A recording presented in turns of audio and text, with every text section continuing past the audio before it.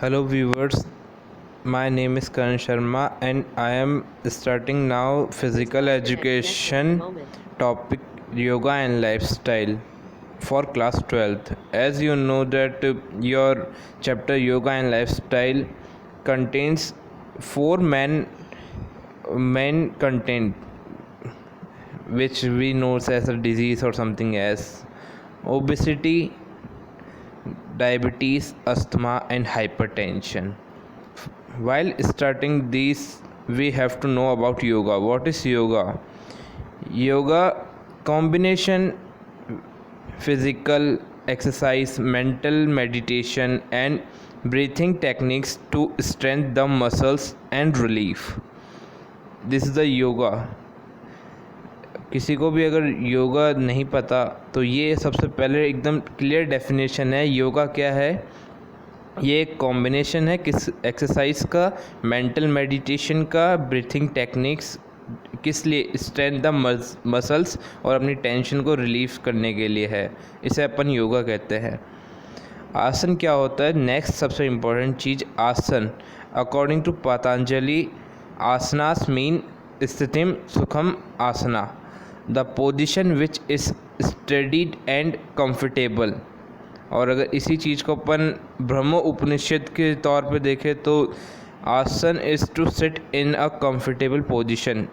कोई सा भी पोजीशन जिसके अपन बैठने में एकदम कंफर्टेबल फील करते हो उसे अपन आसन कहते हैं ब्रह्म उपनिषद के अकॉर्डिंग। जिसे भी नहीं आता, जिसको अपने में लिखने में दिक्कत है या कुछ भी है, वो चाहे तो इसे डेफिनेशन को लिख सकता है, उसे मार्क्स अच्छे मिल जाएंगे। सबसे पहले चलो चालू करते हैं तो अपन ये बताते हैं कि बेनिफिट्स ऑफ योगा है क्या। देखो, नॉर्मल सी बात है, अपन किसी भी चीज़ को करते हैं योगा में, किसी भी पोज को करते हैं या फिर किसी भी अपन कोई भी चीज़ स्टार्ट करते हैं तो अपनी सबसे पहले तो फ्लेक्सिबिलिटी हो जाती है। बिल्डिंग मसल स्ट्रेंथ, अपन जैसे भुजंग आसन करते हैं, कोई सा भी आसन करते हैं तो अपने मसल्स की एंड्योरेंस वगैरह डेवलप्ड हो जाती है, जिससे अपन को स्ट्रांग हो जाते हैं। Protects your spine code, backbone जिसे रीढ़ की हड्डी कहते हैं, वो अच्छी हो जाती है। और इंक्रीज एनर्जी लेवल हो जाता है अपना। रिड्यूस स्ट्रेस, आज के टाइम पे टेंशन बहुत ज़्यादा है तो ये स्ट्रेस कम करता है। Increase your heart rate, heart beat है ना बढ़ा देता है, जिससे अपना जो ब्लड सर्कुलेशन सिस्टम होता है वो अच्छा हो जाता है। और भी है पर ये काफ़ी, अगर आपको नॉर्मली लिखने हो तो चलो शुरू करते हैं। फर्स्ट अपना है ओबेसिटी। ओबेसिटी क्या है?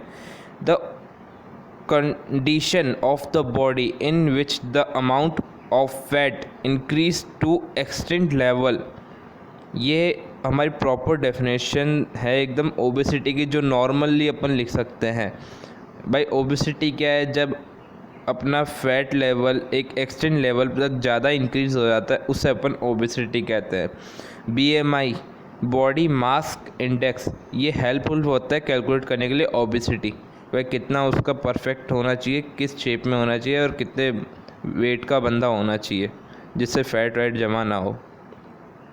ओबेसिटी को कुछ ओवरकम करने के लिए आसन्स करते हैं अपन, जैसे कि यह है वज्रासन। वज्रासन नॉर्मली है ना इस पोजीशन में बैठ के किया जाता है। इसके बेनिफिट्स हमारे पास है, helping to relief kine pen,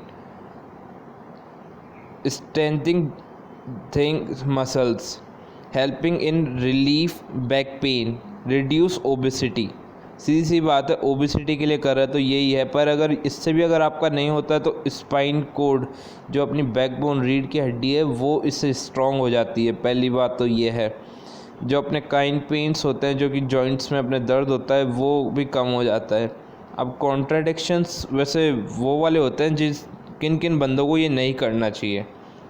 जिसको काइन प्रॉब्लम हो, जिसको अपने घुटनों की दर्द वगैरह हो, वो ना करे। स्पाइन कोड की जिसे तकलीफ़ हो वो ना करे।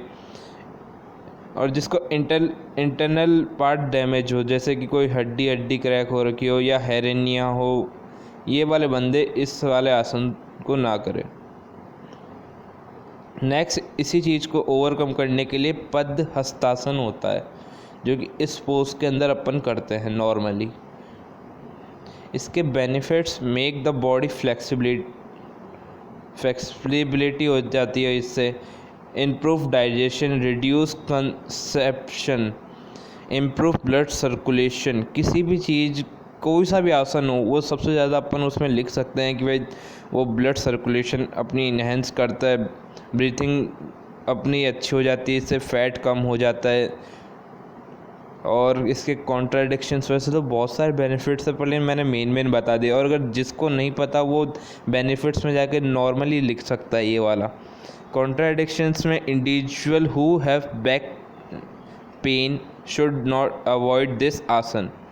वही बात है, रीढ़ की हड्डी को जिस बंदे को समस्या हो, क्योंकि इसमें झुकाव हो रहा है बहुत ज़्यादा अपना, तो अब जिसे ये वाली चीज़ बैक पेन की प्रॉब्लम है वो बिल्कुल ना करे, कोई सा आसन ना करे सिवाय शवासन के। They should not breathe forward fully, ज़्यादा आगे ना झुकाव करे, अगर है तो कोई सी ट्रेनर के हेल्प के बिना इसे ना करे जिसको तकलीफ़ हो। They can't beat themselves only as a comfortable.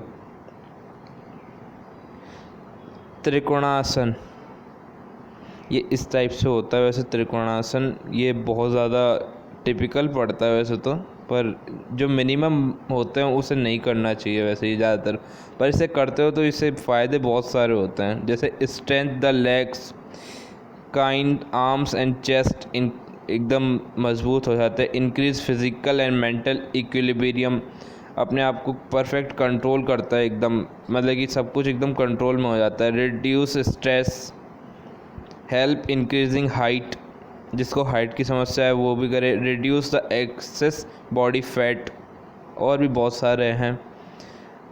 Contradictions इसके नॉर्मली सफरिंग फ्रॉम डायरियास, लो और हाई बीपी बैक। और ये भी अगर ना लिख पाओ तो नॉर्मल सही से देख के बता देना कि भाई जिसमें जॉइंट्स की प्रॉब्लम हो, जिसे बैक पेन हो, जिसे हेरेनिया हो, ये जो बीमारी वाले बंदे हैं वो इसे परफॉर्म ना करे।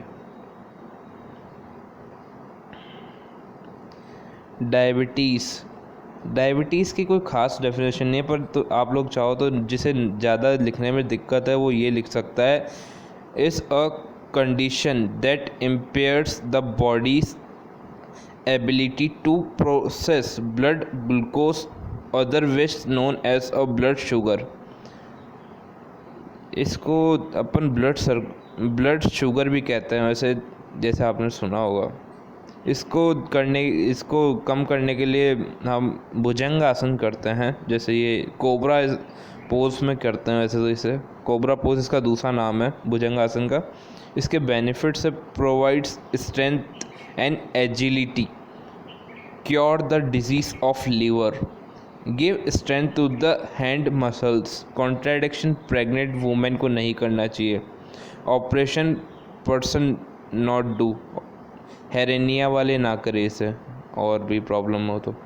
और इसका दूसरा आसन जो क्योर करता है वो है पश्चिम मुक्तासन। पश्चिम मुक्तासन इस प्रकार किया जाता है जैसे आप फोटो में देख सकते हो। बेनिफिट्स इसके है, reduce the obesity, give relief to asthma, flexibility इससे अपनी अच्छी हो जाती है। जब फ्लेक्सिबिलिटी मैक्सिमम चीज़ों में हो जाती है, वैसे चाहे तो अपन बहुत सारी चीज़ लगभग सारे आसनों में लिख सकते हैं। कॉन्ट्राडिक्शन प्रेग्नेंट वूमेन ना करे, काइन पेन वाले ना करे, लोअर बैक पेन वाले ना करे। लास्ट इसका जो एक आसन है जो नॉर्मली होता है, पवन मुक्तासन। इजी है, ज़्यादा कुछ नहीं करना, पैरों को जॉइंट करना है और अपने जो हैंड्स है अपने पाँव पे रख के अपने नेक को उनके टच करना है, यही पवन मुक्तासन होता है। इसके benefits, enhance the blood circulation, reduce ballot fat, keeps heart healthy.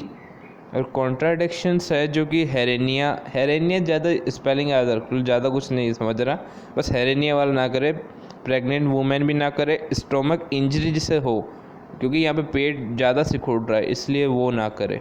Thank you, I hope that you like. और अगर इसका PDF चाहिए तो आप मुझे बता सकते हो, मैं आपको PDF प्रोवाइड करा दूँगा।